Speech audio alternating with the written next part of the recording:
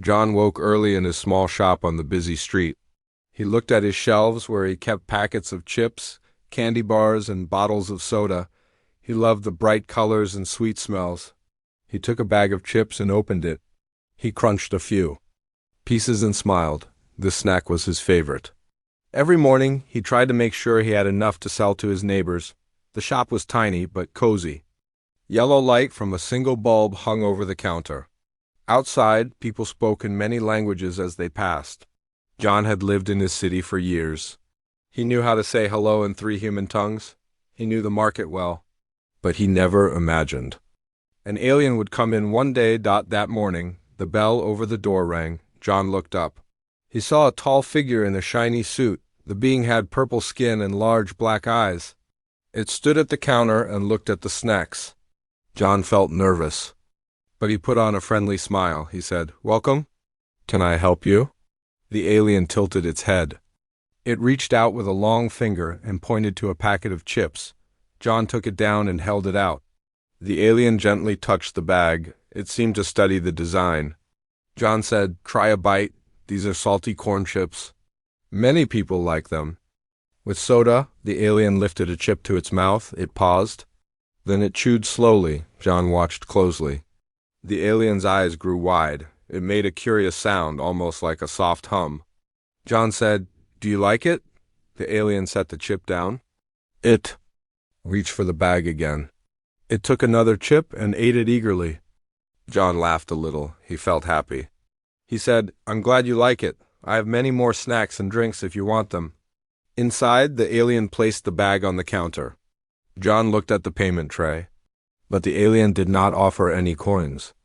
It only looked at John with bright eyes. For a moment, John wondered if the being understood money. Then it pointed to the bag again and said some sounds John could not understand. John said, "If you want more, tell me. I can show you candy bars or soda." He led the alien to a small fridge in the corner. Inside were bottles of soda in red, orange, and green. The alien watched the bottles. John opened one with a hiss. He poured a little into a plastic cup and handed it over. The alien sipped it slowly. It looked pleased. A small crowd had gathered outside. John did not notice at first. But soon, people peeked into the shop window. They saw the alien drinking soda. Someone whispered.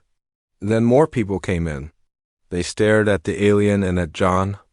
John felt shy. He was used to selling to humans. He was not used to being the center of attention. One boy reached for a chocolate bar. John said, "Wait, let me show you something first." He turned back to the alien. He said, "Hi, I'm John." "What is your name?" He hoped the alien would answer. The being made more sounds. John thought they might be a name. He heard something like Zell. He asked, "Is your name Zell?" The alien made a similar sound again. John took that as yes. He said, "Nice to meet you. Zell, I hope you enjoy our food.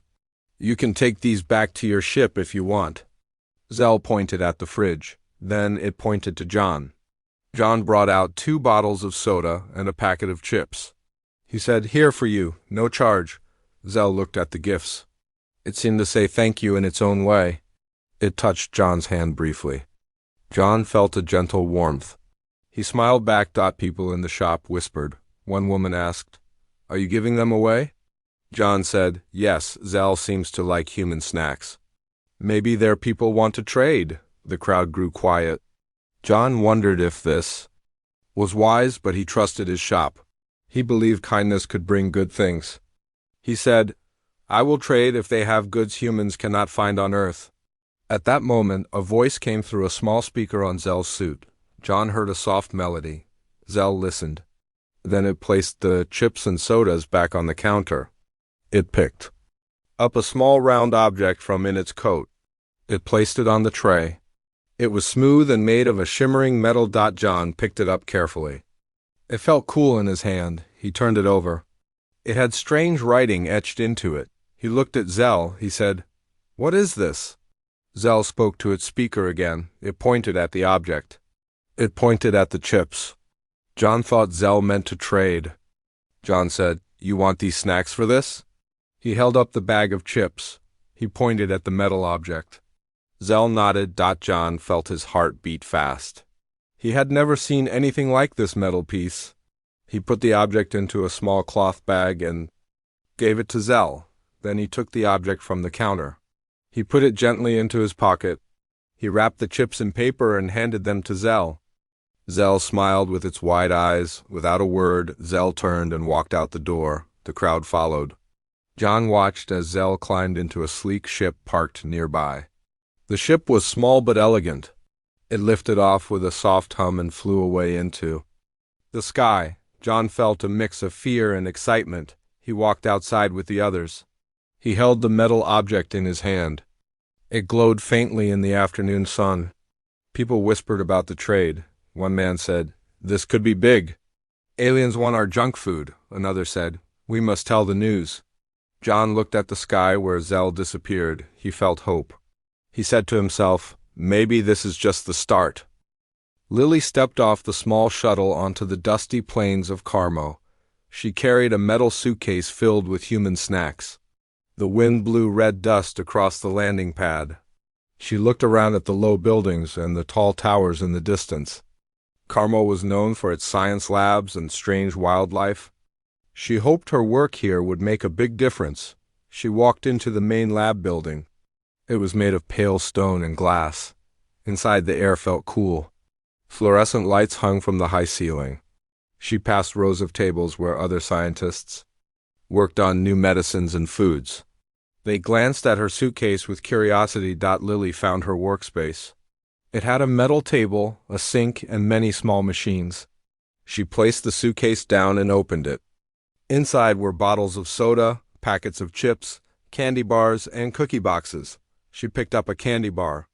It was wrapped in bright paper with a smiling face on it. She smiled too. She turned on her computer. She had a list of tasks. First, taste. Test. She wanted to know how these snacks would react to alien biology. She plugged a small device into the computer. She put a chip on a plate and scanned it. Data appeared on the screen: flavor profile, texture index, sugar levels. Then came the fun part. She had invited a few volunteers. They were Carmo citizens who worked in the lab. Teo was a tall man with green skin and 3 fingers on each hand. Mara was a small creature with wings on her arms. Jox was a being with shimmering scales. They all wore clean lab coats. Lily offered them chips in small cups. They looked at the cups with wonder. Teo tasted first. He put the chip in his mouth and chewed. His eyes lit up. He smiled a shy grin. He said, "This makes my tongue feel happy." Mara fluttered her wings as she ate. She said, "It is crunchy and sweet inside." Jock sipped soda. He said, "This drink makes me feel strong." Lily wrote notes on her tablet. She repeated these tests over days. She tried different flavors: barbecue, cheese, sweet pepper. Each flavor made different reactions. She saw that sugars in candy bars boosted energy in most species. Sodium in chips helped some species balance their fluids. Lily talked with other scientists. Dr. Kara, the chief researcher, asked questions. Kara was serious and wise. She said, "Can we make more of these flavors here?" Lily said, "We can mix local ingredients with these recipes." Kara nodded. "We need to share this with the council. They will decide how to move forward." Word spread fast in the lab. Soon, security guards stood outside her door. They carried data drives from other labs. They wanted copies of Lily's results. She shared her data with a smile. She said, "This can help many worlds." One guard, Ron, said, "We will send this to the council in the city." Lily felt proud. One evening, Lily stayed late. She wanted to finish testing soda effects on Carmo's largest species, the rockwalkers. These were huge creatures with stone-like hide. They drank slowly from big troughs. Lily poured soda into small vials and added it to water samples. She watched the rockwalkers take sips from the troughs. They moved slower at first, then seemed more active. She recorded the changes. She saw that sugar gave them extra strength. It was a good sign. These creatures were used in mining operations. If they got a boost, they could dig deeper faster. Kara would be pleased. The next day, Kara came to Lily's lab. Kara's blue eyes shone. She said, "The council will meet tomorrow. Bring your samples and notes." Lily gathered bottles of soda and chips, plus her tablet. She packed everything carefully. At dawn, Lily traveled to the council building. It was huge and white with tall spires. Flags flew in the breeze. She felt nervous as she passed through security booths. She held her tablet tight. She thought of her family back on Earth and hoped they would be proud. Inside, the council chambers were grand. Round tables sat in a circle. Chairs cushioned in soft green fabric lined the walls. Each council member wore robes of their homeworld. They spoke many languages. A translator orb floated above the center table, glowing softly. Lily was called to the front. She placed her samples on a table and connected her tablet to the orb. She spoke clearly. These snacks improve mood and energy in many species. Chips help with balance, candy gives quick power, and soda raises strength. She watched the members taste small pieces. They chewed and sipped quietly. Then they spoke among themselves. One member, Vera, stood up. Vera was slender and had blue hair. She said, "If we import these snacks, our people will have joy and power, but we need more study." Kara said, "We can set up factories here to produce these recipes with local materials." Another member, Torque, frowned. Torque had horns and thick skin. He said, "This may harm our traditions. Do we lose our own foods?" Lily answered, "We can keep native foods. These snacks are small treats, not main meals. They can be special gifts and support for workers on tough jobs." The members considered her words. After a long talk, the council agreed to a pilot program. They would import a shipment of human snacks and build a small factory. They would monitor effects for one cycle of the planet's seasons. If positive, they would expand. Lily felt relief and cheer. She bowed and left the chambers. Outside, reporters from different worlds waited. They had cameras and floating pens. They asked questions. How long until snacks arrive? Can Earth handle demand? Lily answered as best she could. Back in her quarters that night, Lily opened a packet of chips. She ate a few. She thought the taste was simple but powerful. She whispered, "Thank you, John, wherever you are." She placed a hand on her heart. In the days that followed, cargo ships loaded with snacks left Earth for Carmo. Other planets heard of the success and asked for samples. Soon, human junk food was on its way to become the galaxy's most valuable resource. Lily watched starships depart through her window. She smiled, knowing her work had changed everything. Eric stood at the loading dock early in the morning. Massive containers waited on trucks. Each container held packets of chips and cases of soda. He checked his clipboard. The first shipment would leave for the new colony world in 2 hours. He felt both nervous and excited. His job was to make sure the snacks reached their destination safely. The spaceport was busy. Cranes moved cargo onto pallets. Workers in blue uniforms scanned codes. Eric walked among them, greeting faces he knew. He reached the pallet labeled Zeta Prime. He tapped his tablet. He said, "Start loading." The workers loaded the crates onto a shuttle vehicle. Eric watched each box go on board. Megan arrived in her official uniform.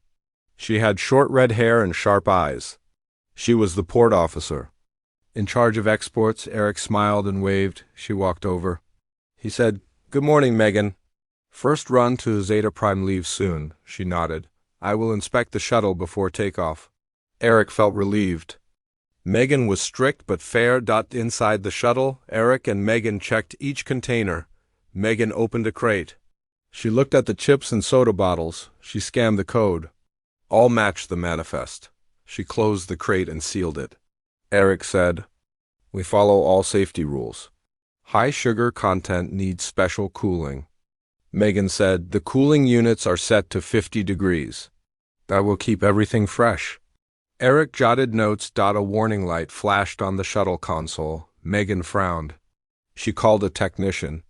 The engineer arrived quickly and said, "The power unit for the cooling pack has a small leak.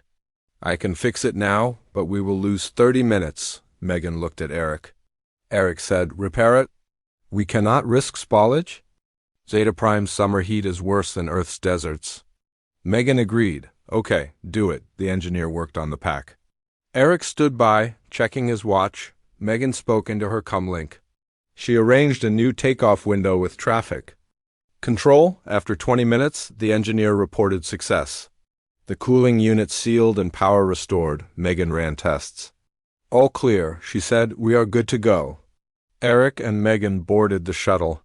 They strapped into seats behind the driver. The pilot greeted them. He was a reptilian alien named Gar. Gar's scales were blue with yellow stripes. He wore a black jumpsuit. He said, "Ready for departure," Eric said, "Ready." Megan said, "Launch." The shuttle lifted smoothly. Eric looked out the window as the spaceport shrank below. He thought of the packets of snacks inside. He hoped they would arrive without problem. He turned to Megan. "This is only one run. Soon we will have daily flights." Megan nodded. On the colony world, a small town waited at the landing pad. Robots unloaded crates. Humans and aliens stood by to greet the shipment. They had built new shops for human snacks. Eric had seen pictures, but he longed to see it himself. One day, he hoped to visit back at the spaceport on Earth. Eric was already planning the next shipment. He and Megan met in the control room. Data on screens showed successful cooling and safe transit. Megan said, "I will release certificates of quality. You can prepare for the next shuttle." Eric smiled. "Thank you." A week later, Eric faced a new challenge. Reports came from another colony world, Beta Centauri. Pirates had attacked a cargo shuttle and stolen the snacks. The pirates wanted to sell them at high prices. Eric read the reports in his office. His stomach turned. He called Megan. Megan joined him in the office. They looked at images of pirate ships. The pirates wore dark cloaks. They moved fast in asteroid fields. Megan said, "We need to secure our routes." "Maybe add armed escorts," Eric said. "I will talk to the Defense Council." "But that will raise costs," Megan said. "We cannot let pirates ruin this. The treaty depends on safe delivery." Eric called a meeting with port security and defense officials. Commanders from the Earth Navy attended. They planned patrols along known pirate paths. They would use sensor buoys and small escort ships. Eric listened as they argued over budgets. He spoke up. "Snacks are more than just food. They are our first big export. We must protect them." His words convinced some officers to agree. Megan organized training for security teams at the docks. She led exercises in which guards practiced repelling small boarding vessels. She set up simulations of ambush. Eric observed and took notes. He said, "We should have these drills every month." Megan agreed. The next shipment to Beta Centauri was ready. This time, a patrol ship escorted the shuttle. Eric watched on a screen. As the ships passed through an asteroid belt, sensors beeped. A small pirate vessel tried to intercept. The patrol ship moved in. A short chase ensued. The pirate ship fled into a nebula. The shuttle reached the colony safely. Eric and Megan received a message from Governor Rehan on Beta Centauri. The governor thanked them and sent gifts of rare crystals in trade. Eric opened the message with joy. He showed Megan. She smiled. They had succeeded. As more shipments left, Eric felt the pressure grow. Human snacks were in demand across the galaxy. He worked long hours. He and Megan met daily to review shipments and plan new routes. They faced storms near gas giants and solar flares that could disrupt comlinks. Despite challenges, they made progress. Empty warehouses filled with crates. Shops on distant worlds opened lines for new orders. Eric thought back to John's shop on Earth. He imagined John's small store filled with aliens eager to trade. The thought made him proud. Late one night, Eric walked through the quiet loading dock. Lights overhead cast long shadows. He held a packet of chips in his hand. He opened it and ate a chip. Its crisp snap echoed. He smiled and said softly, "This started it all." Megan found him there. She leaned on a crate. Eric offered her a chip. She took one and ate. She said, "Not bad." Eric laughed. They watched as a new shipment prepared to launch. Eric said, "We will make this work. Humans and aliens will trade in peace." Megan nodded. "And our snacks will bring joy to many." They stood together, listening to the hum of machines. Eric felt hope. He knew the road ahead was hard, but he believed that simple snacks could change the galaxy. And he was right. Kyle strode along the narrow walkway of the mining station. He wore his guard uniform and carried a small blaster at his hip. The station was built inside a large asteroid. Pipes ran along the walls and lights glowed dimly. He paused at a junction and checked his datapad. Reports said pirates had attacked a snack shipment here last week. He needed to find out how they did it. The station manager, Rovan, met him at the door of the loading bay. Rovan was tall and thin with dark hair and stern eyes. He showed Kyle the damage. 4 crates of chips and soda had been ripped open. Snacks were scattered on the floor, Rovan said. They came in fast. No warning. Then they left before we could call for help. He pointed to scratch marks on the metal floor. Kyle knelt and examined the marks. He said, "These are from small craft landing pads. Pirates used tiny ships to slip in." He stood and looked around. He saw a narrow service tunnel. He said, "I want to check the tunnel. Maybe they used it." Rovan nodded and led the way. Inside the tunnel, Kyle saw footprints and drag marks. The floor was dusty. He followed the path to a dark corner behind some crates. He shined his torch. He saw a hidden panel in the wall. He tapped it and it opened, revealing a small storeroom. Inside were empty snack crates and a low table with maps. Kyle took out his communicator. He said, "This looks like a pirate cache. I need a local informant's help." Rovan looked worried. Kyle said, "Don't worry. I will not expose honest workers. I just need clues." Rovan agreed and called Zoe. Zoe arrived in a hover van short time later. She had bright blue hair and wore a simple leather jacket. She worked as a smuggler picker and had contacts among station traders. She stepped out and greeted Kyle with a nod. She said, "I heard you need help." Kyle said, "Yes." "Pirates have a hideout here. I found a cache. Can you trace the trade routes?" Zoe looked at the maps. They showed shipping lanes and hidden waypoints in nearby asteroids. She traced a path with her finger. She said, "They move snacks through these tunnels to avoid inspections. Then they fly out from the southern belt." Kyle said, "Let's go there." Zoe said, "We will need a ship." "Meet me at Dock 5? At Dock 5, a small shuttle waited. Zoe introduced her pilot, Thomas. He was quiet but skilled. Kyle and Zoe boarded and took seats. The shuttle lifted off the station and flew into space. The pilot followed Zoe's path to the southern belt. Kyle watched the asteroids pass. By Zoe whispered to Kyle, "They have 2 small pirate outposts here. One at each end of the belt." She tapped her screen. "First stop is the Western Cave." Kyle gripped his blaster. The shuttle slowed and dropped into a gap between rocks. They landed on a flat rock surface. Kyle stepped out carefully. He crouched behind a crate and looked at the cave entrance. He saw 2 pirate guards. They wore dark cloaks and had crude rifles. Kyle said, "I will take them by surprise. You circle around and cover me." Zoe nodded and slipped away. Kyle ran forward. He fired a warning shot that made one guard drop his weapon. The other guard raised his rifle. Kyle fired twice and hit the weapon, knocking it aside. The guard fell, stunned.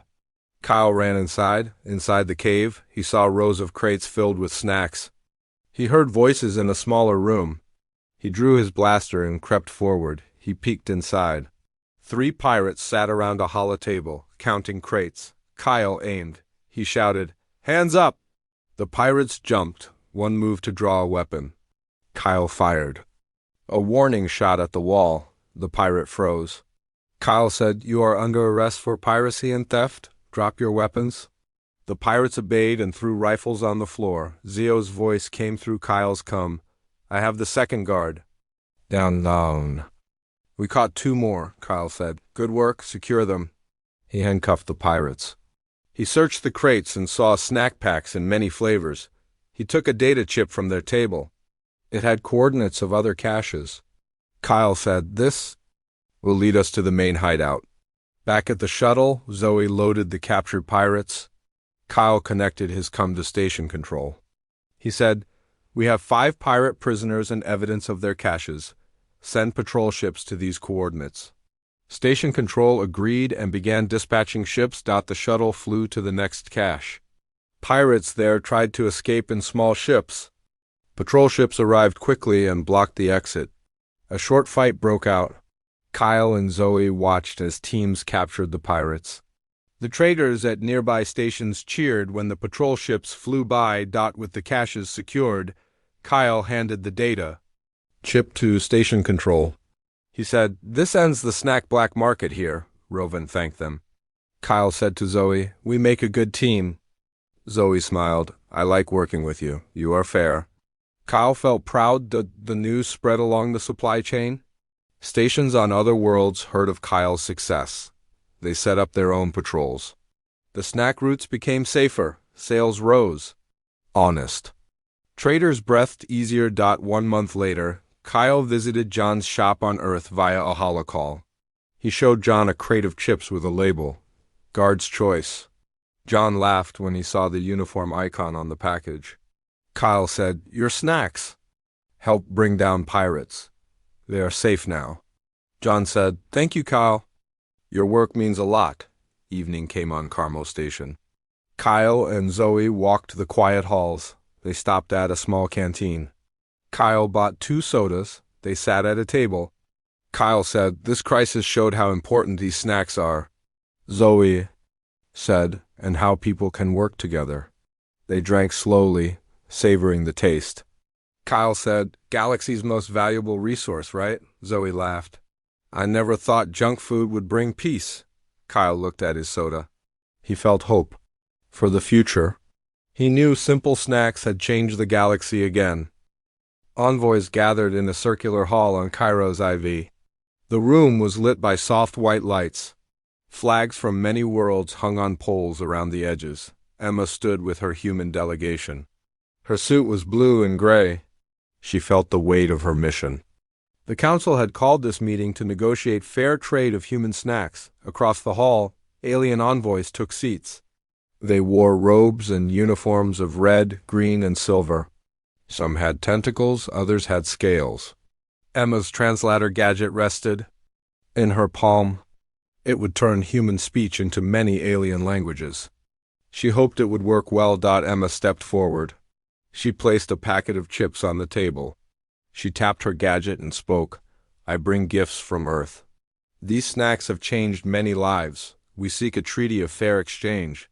Humans will send snacks and you will share your technology." She paused as the gadget translated her words. The room fell silent. A tall figure rose from a chair. It was Ambassador Karu. He had a long neck and shining black skin. He said in an echoing voice, "Your proposal is bold. Earth is small in this galaxy. Why should we share our secrets?" Emma took a breath. She said, "We did not ask for war. We asked for friendship. We taught your people joy and strength with simple snacks. We asked for peace and cooperation." She looked at the flags. She said, "We can learn from each other." Karu nodded slowly. He said, "We will consider your words. But first, we need a test of trust." He pointed to a small box on the table. It held shiny spheres. He said, "These are memory spheres. They record your thoughts and feelings. Share one with us." Emma's heart raced. She knew this was personal. She looked at her team. They waited silently. She nodded and opened her bag. She removed a small sphere. It glowed softly. She placed it in the box. She said, "This will show you what we feel." The memory spheres hummed. Holograms appeared above the box. Images floated in the air, people laughing as they ate chips, children cheering at soda fountains, workers smiling in mines after tasting snacks. The hall filled with light and sound. The envoys watched silently. Tears glistened. In some alien eyes, soft murmurs spread. Koru said, "We did not know that your snacks had such power." "You showed us your joy." Another envoy, Lady Selen, spoke. She had crystalline skin that shimmered. She said, "We will sign the treaty. Humans will have factories on Cairo's IV. We will share our research and machines." Cheers rose in the hall. Emma smiled. She thanked the envoys and her team. She knew this treaty would change history. She felt proud of human efforts. After the ceremony, Emma walked in the corridors with her aide, Ryan. She held a treaty document. She said, "This is just the start. We must honor our word." Ryan nodded and said, "We will. Humans and aliens will build new worlds together." Across the galaxy, news spread. Transmissions from Kairos reached. Stations on Carmo and Zeta Prime, people celebrated. John saw the report in his shop on Earth. He leaned on his counter and said, "I always knew snacks could bring people together." He smiled. On frontier worlds, traders prepared for new shipments. They built small factories for local flavors. Each factory had human experts teaching. Alien workers. Emma and Ryan would visit these sites soon to ensure quality. Back on Kairos, for the new factory rose outside the city. Machines hummed as they mixed ingredients. Humans and aliens worked side by side. Chips came from Earth's corn recipes and soda used local minerals. The first test batch rolled off the line. People lined up to taste. Laughter and cheer filled the factory floor. Children ran with soda cups. Miners arrived after a long day, eager for sweets. Scientists tasted and took notes. All agreed the flavors were delightful. Emma stood at the balcony and watched. She thought of John and Lily and Eric. Each had played a part in this success. She whispered, "Thank you." She lifted a bottle of soda and toasted to the future. In meeting rooms, plans were drawn for more factories on other worlds. Kairos 4 would train workers for each new site. Humans taught recipes and aliens adapted them. Each world added its own twist, spice from desert planets, fruit extracts from jungle worlds. The demand grew. Ships sailed through safe routes guarded by patrols. Stations on Carmo, Beta Centauri, and beyond became hubs for snack trade. Sales soared. Governments collected taxes and used profits to build schools and hospitals. On Earth, John watched starships depart. He held a chip and thought of Zell. He wondered if the alien merchant ever returned. He looked at the sky and smiled, feeling connected to the galaxy. As factories expanded, snacks became part of festivals across worlds. On Kairos IV, a new holiday was born, Day of Sweet Unity. People shared snacks and stories. No wars were fought. That day, Emma returned to Earth on a scientific mission. She brought gifts and memories. She landed in John's city. She looked for his shop. She found it and entered. John greeted her. She said, "I want to thank you for your snacks. They built peace across worlds." She handed him a small crystal from Kairos IV. It glowed softly. She said, "This is for you." John held the crystal. He felt warmth. He said, "I never thought my little shop would change the galaxy." Emma said, "It did, and it will keep changing it." She left the shop. John watched her go and closed the door behind her. He looked at his shelves. He saw chips, candy bars, and soda bottles. He smiled and whispered, "Maybe tomorrow will bring new surprises." And so, the human snacks continued to spread hope and joy across the stars. Simple treats became the galaxy's most valuable resource, not just for taste but for bringing worlds together. Months passed since the treaty. Trade routes were strong and factories hummed on many worlds. John's snacks were common far beyond Earth, but not all was smooth. Challenges remained. On a distant world called Artemis, a storm of solar winds cut power to the new factory. Machines stopped. Snacks melted in conveyors. Workers panicked. Kara, the chief scientist, arrived from Carmo to help. She organized repairs.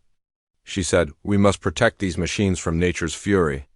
Engineers added shielding and backup generators. Meanwhile, on Beta Centauri, children grew tired of the same flavors. They wanted new tastes. Traders asked Earth for new recipes. John and his team started to design exciting snacks, fruit candies, spicy chips, frozen bars. They experimented in his shop's small kitchen on Zeta Prime. A group of scientists studied the long-term effects of sugar on alien health. Some species showed high energy but risked health issues. Nina, a health expert, led workshops. She taught balance and moderation. They added labels on packages to guide consumption. Emma and Ryan visited worlds to oversee these changes. On A jungle planet, they met elders who used fruits in ceremonies. The elders combined earth snacks with local traditions. They threw sweet festivals at dawn. Emma watched dancers with candy ornaments. In the heart of the galaxy, the great market city of Adalia held a snack expo. Booths from many worlds displayed human junk food and local snacks. John sent a team to represent Earth. They wore suits with Earth flag pins. Crowds lined up for free samples. In one corner, a tall alien named Tello offered a new flavor, fire pepper chips made on a desert world. The packet had a picture of a flame. A brave customer tried them and fanned his mouth. Everyone laughed. The mix of ice soda and spicy chips became a hit. Eric and Megan oversaw shipping at the expo. They managed safe storage and cooled display cases. Megan said, "This expo shows how far we've come." Eric replied, "Yes, snacks brought us here." They high-VVED. But not everyone was happy. A group called the Pure Diet Movement thought human snacks were a threat. They protested at the expo entrance. They held signs, "No sugar invaders," and "Eat natural only." Emma and Dr. Nina spoke to them. Emma said, "We respect your choice. These snacks are for fun, not for replacing meals." Some protesters listened and left peacefully. Back on Earth, John saw children playing with snack boxes as toys.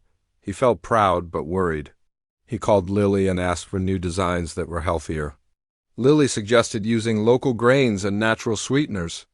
They started a pro-health snack line across the galaxy. Factories updated recipes. They added fruit pieces and reduced sugar. Labels now showed energy and health info. Children and adults still loved snacks but learned to eat wisely. Life went on. Festivals celebrated unity with snacks. Guards kept routes safe. Scientists improved flavors and health. Governments built schools funded by snack taxes. John's small shop became a training center. Visitors from many worlds came to learn about snack business. John taught them how to pack and brand. He said, "Simple food can change hearts."